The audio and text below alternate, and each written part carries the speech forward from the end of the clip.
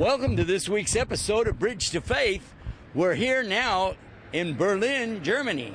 We've been going back and forth across from East Berlin to West Berlin to get a sense of the feeling of what it must have been like at the time when the Great Wall was there. Of course, as we know, the wall's been down for a number of years now, almost 2 decades. But still, there are remnants and reminders of what used to be here. One of the things we're going to be doing in the program today is talking about how faith plays a big part, being able to endure the circumstances that a lot of people had to go through in those days, as well as circumstances that you and I go through every day as well. Then we're going to be talking to someone about their bridge to faith. In our program, we're also going to have a portion of it dealing with learning Arabic using the English that you already know. All that and more is coming up right here on Bridge to Faith. And don't forget about our website, bridgetofaith.com. That's bridgetofaith.com. A lot of times people ask us about what it's like to go from one faith to another. When a person is raised in a particular faith group, or maybe raised without any faith at all, what happens? What's the transition? Well, there's an inner and an outer. What happens inside of you is one thing, and what happens on the outside is another thing. Inside, when a person makes a change from one faith to another, they constantly are making a comparison between what they had and what they have now, and looking for the good, and putting down the old whatever it was in favor of what the new thing is.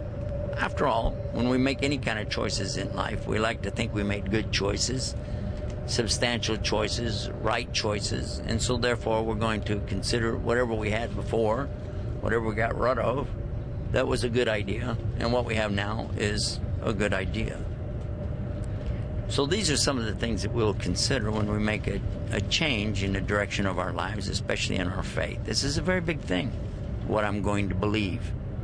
It's not the same as what I'm going to eat. It's not the same as what I'm going to wear. It's not the same as where I'll work. It's what I'm made out of. I'm made out of my beliefs. So the change of a person's beliefs is a big thing on the inside. But now, let us come to what happens on the outside of the person. And I'm not talking about, their physical body. I'm talking about the people around them and how they're going to relate now. What will be the conditions? How will other people view them, and how will they view other people? Because they have a tendency to turn away from their previous beliefs or lack of it and put that down, they may also have a tendency to want to put down those people who still adhere to those beliefs. And in so doing, they alienate themselves from those people of their so-called past. And they want to move on to new people in their new belief, their newfound life, as it were. So along with that, some of the folks from their past will also be alienated toward them, considering that, well, you've turned your back on us, so we'll turn our back on you. This often happens in the families, and we see what the damage can be. Father turning against son, daughter turning against the mother, the whole family splitting up over the differences in beliefs. One example, for instance, is the Catholic Church. In the Catholic Church, if anybody would leave Catholicism, this is a very big problem. The church, for instance, would immediately excommunicate them, and they'll have to go to hell forever, according to the church. So the rest of those who are still in the faith are going to be upset with the person who leaves. In fact, when someone would like to get married in the Catholic Church, they're going to require that the other person also has to accept that faith or that belief. Makes sense. Islam is the same way. Christianity has some similar things to this. Judaism. You'll find that there are going to be problems with marriage outside of your own faith. So somebody might convert just for the convenience of making everybody happy so that they can get married to somebody that they care about. But now what will happen? Well, it brings a whole new situation, because the former friends, relatives, neighbors, associates, people they did business with, are a bit upset about this, thinking, well, you turned your back on us for this person or their religion. And then also those who are related to the person being married, they'll say, oh, you're just making the conversion to our religion to pacify us or satisfy some requirement, but we don't think you're sincere. We don't believe you. We don't think you're for real. So these are some of the very real things that take place in anybody's life when they make a change or transition from one faith group to another faith group. It's always highly recommended that a person observe and study what they're getting into before they make such changes, because these changes, even if they decide to come back to the faith at some point, the changes that they've made in their lives could permanently affect their relationships with other people. I realize that almost, I guess all of us, if we make a faith change, are most likely not going to want to ever come back to what we had to start with, or if we try to come back, it won't be the same.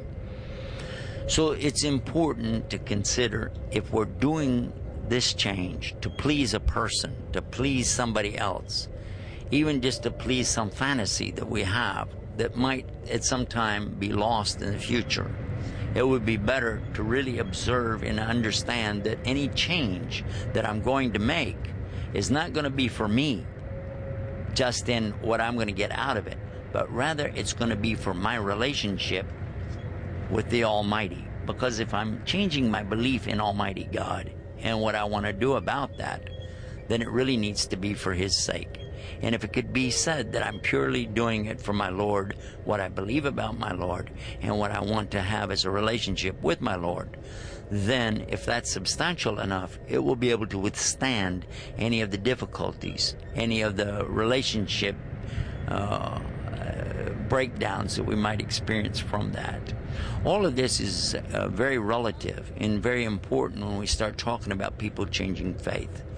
It should be done slowly, and it should be done with full consideration of the other people. And to make a proper transition, it would be nice to have other people sit in with you, and any kind of discussion groups, or read the same material that you're reading and studying, so that you can estimate what their concept will be and how they will be able to take it, so to speak. How will they react?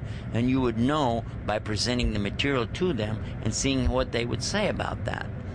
If somebody really realizes that a person is making a change in their life for the better, and that they're a better person, and they're able to have a better relationship all the way around because of the improved condition of their relationship of their Creator and Sustainer, their Lord, their God, then those people should be happy for them, should realize that there's a benefit also for them, because if their relationship with the Lord above is better, and it should be reflected in their relationship with other people, then I benefit, because, hey, if you change for the better, and I'm your friend, and I'm with you, then our relationship should also change for the better. It makes sense. So these are the kinds of things to take into consideration when we talk about a person going from one particular faith to another faith. We don't want to do it in the dark, because if you do something like that, it's really a big problem the next day when you wake up and realize, oh, what mistake I made. Do it in the full light and full understanding. That's my advice to me and to all of us on Bridge to Faith. We're ready now to go to the portion of our program we call Arabic and English. We're going to be using the English to learn Arabic. And while we're doing that, by the way, make a note of our website for Arabic and English. It's called ArabicandEnglish.com. We're back with more Arabic and English. One of the things that I think is important for us to consider is how we structure the verbs and the ones who are performing the verbs. In the English language, whenever we have an action or a verb, we want to make sure you understand who's doing it by putting a suffix, er, after the verb. Then we know somebody is doing that action. Like talk, talking, and he is a talker. Walk, walker. Think, thinker. Stink, stinker. Oh, sorry about that. So we understand how the ER works, the suffix in English. Let us now consider that in other languages, it's not always that way. In the Semitic languages, and here we're talking about Arabic, we're going to use a prefix. The prefix in this case is the letter meme, and it will be pronounced mu. Like a cow says moo, put moo in front of it. Now, let's try that. Somebody who's traveling, the word is suffer. You remember the word suffer, travel. He's a musafir. In English, traveler. Arabic, musafir. Now let's take another word. The word for talk, talker. Takalam is to speak. Mutakalam is the one who is speaking. If somebody's praying, we say he is a prayer. Well, actually we don't. We just say he's one who prays, because we don't have that in English. But in Arabic they do, because if somebody is doing salah, then he is a musalli. Musalli. And if somebody is, for instance, in English, he's walking along, we say he's a walker. Now, when we go to Arabic, we would have to put mu in front of it. So just like you wouldn't say somebody's a mu walker, you wouldn't say that somebody is a sufferer. You have to be sure when you use Arabic to use the proper structure for it. Let's use this last one for a good example. When someone is doing what God wants them to do, someone is doing Islam. Islam means to do what God wants you to do in submission and surrender, in sincerity and peace. So all of that together is aslama. That's the verb. Islam is the noun. And whoever does aslama or Islam, he Islams. He's not an Islamer. He or she is not an Islamer. They become a mu-Islam. And so that's where the word Muslim really comes from. The word Muslim is coming from Islam. So the person who is doing what God wants them to do peacefully, in obedience, and in sincerity, is a Muslim. Muslim. Strange, isn't it? What you can learn by using the English you already have to gain an understanding of the Arabic language. Arabic and English. Oh, and don't forget our website, ArabicInEnglish.com. Till next time, salam. Peace.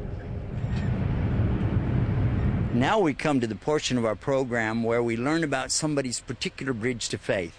How did they come to faith? And let's find out. Let's ask them right now.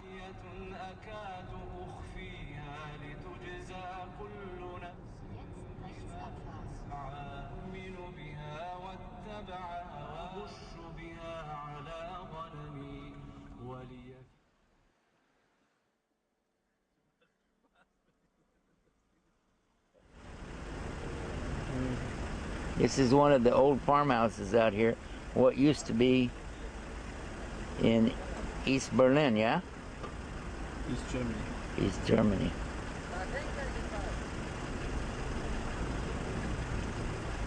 It's run down. Nobody takes care of it anymore. What kind of car is this? This is Citroën. Français. From France. France, yes. Jetzt rechts abbiegen.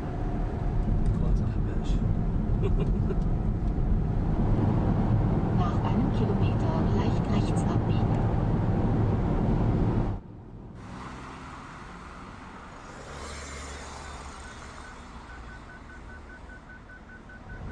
And so now here we are, we're in West Berlin. The striking contrast when we leave from West Berlin into East Berlin is quite noticeable, as you will see. Just observe the nice buildings, the nice street. Everything is orderly, modern, up to date, the latest. And even today, so many years later, from the time that the Berlin Wall went down, you will still be able to observe the difference between the East and the West.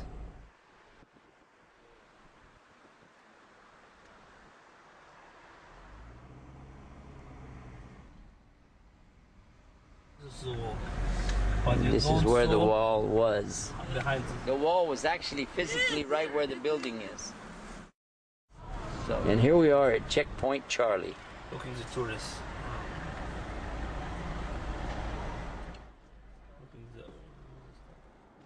Unter dem Hemd haben sie reingetan.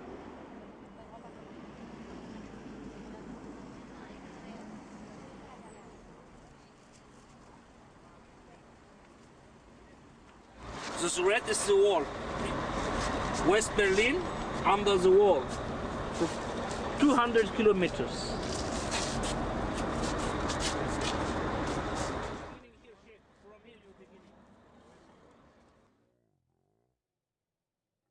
Beginning this time, they're making first this.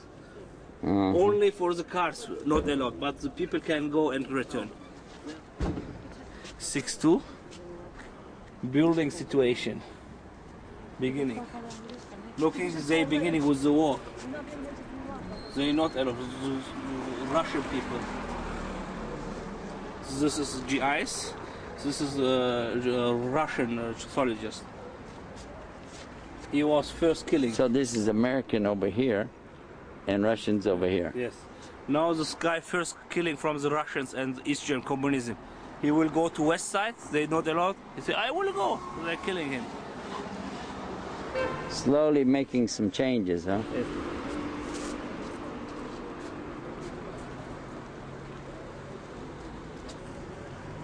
You see the first picture? This is the same street. Looking.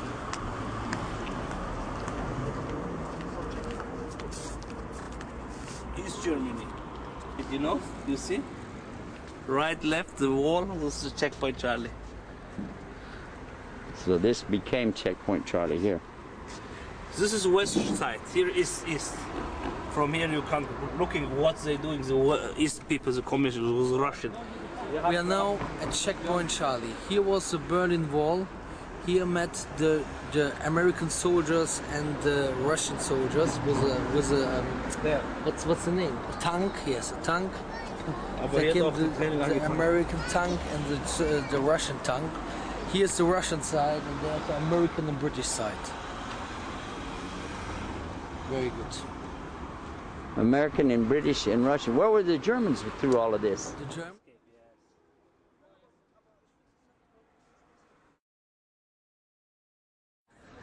There it shows them making this reminder path. You can see the picture of it there, and then this is the actual path of it right here. This is where the wall was. You can see where it turns right there. Because we're here in Berlin, we've been going back and across the border, you and I together, looking at different things, the east and west. Yeah, how significant is that to the people living in Germany today? I think the problem is there's still a bit of wall in the hearts of the people. The religion were not playing a big role in the East, especially in the East. You mean they were a lot of atheists? A lot of atheists. After the fall of the wall, I came to East Berlin in the year 1494, 1994. And I went here to school, and I saw in all the school I was the only Protestant. Almost all the people, they had no denomination, no Christian background, nothing. Atheists. Only? Yeah, almost all. Almost all. Maybe 1% Catholics or something like this, or Protestants. Yeah. What was the reaction of your relatives when they heard about you coming to Islam, or what happened? No, my relatives had a quite good attitude to it. I didn't went immediately to them and said, yeah, I became a Muslim, but I began to pray and was talking all the time about belief and so. And later on, of course, they realized that I became a Muslim, and my relatives, they had not such a bad attitude. What about your former friends, associates? Did they cut you off, tell you to go jump in the lake or jump in this river? Actually, as a before Islam, I had different interests, different activities, hobbies, and of course, now I go to the mosque and they go to the mall. And they go to the mall or to another place or to nightclub. And so, of course, we have not such a relationship right now with most of them. But if I see them, we greet each other, and I think they respect it, because they see, they say, hey, he's happy with it. If he's happy with it, he has to do what he wants to do, We think of boxers as being people that like to go out and chase women, drink alcohol, cruise the streets, do stuff like that. Did you do all that stuff? Or you don't want to talk about it? Not too bad, not too bad. I mean, okay, there are some things you do in Jahiliyyah time. It's normal for Jahiliyyah means time before Islam. Ignorance. Time of ignorance before Islam. But actually, I was not a guy who drink alcohol and this thing because I want to be in shape, for the matches. So I didn't drink alcohol. Oh, so now as a Muslim, you don't drink alcohol, but for a different reason. Yes, for different reason. Yes, because it's absolutely forbidden. Before Islam, I drank, maybe 10 times in my whole life. Maybe I drank a bit alcohol or so, But really, most of the times I didn't drink anything. I guess being in top shape, you don't want to be smoking either. Yeah, smoking, of course, no, also not. Yeah, no drugs and so. Because they always make a blood test, and if you would take drugs, and you are in sports, they will punish you. Steroids. Talk to me about steroids. For example, in Germany they are strict with it. You can take something like this, they will immediately punish you because maybe they come at your home and they make a blood test with you or urine test. So you can take something like this, and also you can take drugs. What happens? Now, all of a sudden, you're a boxer, you're up and coming. I think, how many matches did you have? As a professional fighter, I had 7 fights. I was undefeated in 7 fights. And as an amateur, I had, I think, 66 fights or so. Okay. So, in those, were you ever beaten? As an amateur? Yeah, as an amateur, yes. But as a professional, I was undefeated at this time. Nobody ever knocked you out? No, I was never knocked out. That's good. Did you ever knock anybody out? Yes. You did? Yeah. All right. Now, let me ask this question. Now, from being a celebrity, so to speak, in that particular area, that arena, so now you come into Islam and what do you do? You're not going around as a boxer. You have to have something. Yes, but I think the Islam gives you the inner peace. You don't need this stuff. You don't need the people say, hey, he's the best, he's the greatest, or something like this. I mean, at this time, at the boxer, I was coming, I was not at the top now. I was like coming and like a local here, where the people like me very much in my home. When I quit boxing, it was written in the newspaper in Express in Cologne. It was written, from now on, he's only fighting for Allah. Same quote. Okay, now you got some celebrity status. At least we see you on the internet. We've seen you giving the shahadas, helping people get to Islam, giving speeches, lectures. You've traveled now. You've been educated to some degree, at least in Mecca. Yes, in Mecca. Yes, I studied in Mecca from 2004 until 2006. Now we hear a lot about the people in Saudi Arabia are extremists or something like this. Did you find that to be true or no? No, I think this is prejudice. You can live very good there. It's very nice. I liked it very much. It was maybe the best time in my life, these 2 years in Mecca. They tell us that over there the women are oppressed. They can't go out. They can't do anything. They're not allowed to have any fun. I don't think so. The women there all day they're going out and buying things in the malls. I think a lot of European or Western women would like to have this. Yeah, it's all prejudice. When you see, they always say, "Look, these people are not happy." But other people in the West happy. In Germany, for example, every 47 minutes there's a suicide here. It's Is that true? Yeah, every 47 minutes. And this is the official number. But the old people who quit to take the medicine or quit to eat and don't eat anymore and die because of this reason, or fall down, and they say they fall down but they kill themselves, they are not in this statistic. So it's very much. So you don't see that amongst the people of Islam? Of course not. I think, and my wife is from Morocco. I was That's also a Muslim country. yes, that's also Muslim country. I was there 8 times, and I think that the people in Morocco are more happy than the people in Germany. But the problem is the TV tells them you are not happy. You have to go to Germany and you become happy. Or to another Western country. Go to Europe. Go to Europe or to the US. How do you like being from Germany? I don't care. Are you happy that you're German? I don't really care, you know, if I'm German or American or whatever.